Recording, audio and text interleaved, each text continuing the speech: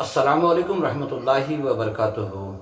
لوگ یہ سمجھ نہیں پاتے کہ اللہ کس قسم سے کیسے بندوں سے ناراض ہوتا ہے اور اس کے نتیجے کیا ہوتے ہیں۔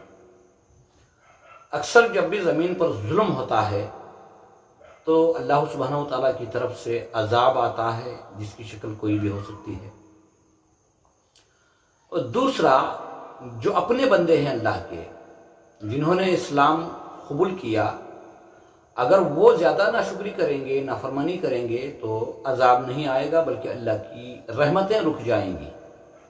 جیسے فصلوں کا کم ہو جانا، بارشوں کا کم ہو جانا، یہ سب اللہ کی ناراضگی کے علامات ہیں۔ جب بھی اللہ کی رحمتوں کا رک جانا ہوتا ہے، اس وقت جمیع انبیاء علیہ السلام کی سنت ہے کہ ایک طبقے کو لے کر کھلے میدان میں جاتے اور 2 رکعت صلاۃ الاستسقاء پڑھتے، بارگاہ الہی میں دعاؤں کو کرتے، نافرمانیوں کی، ناشکریوں کی معافی مانگتے اور اللہ کی بارگاہ میں دعاؤں کو کرتے کہ اے اللہ تیری رحمتوں کا نزول فرما، کیونکہ کرنے والی ذات تو صرف وہی ہے۔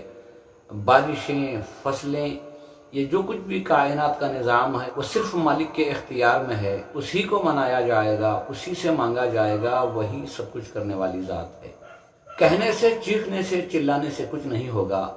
ہاں، اپنی کمی کوتاہیوں پر توبہ کریں اور بارگاہ الہی میں دعاؤں کو کریں کہ اللہ اپنی رحمتوں کا نزول فرما۔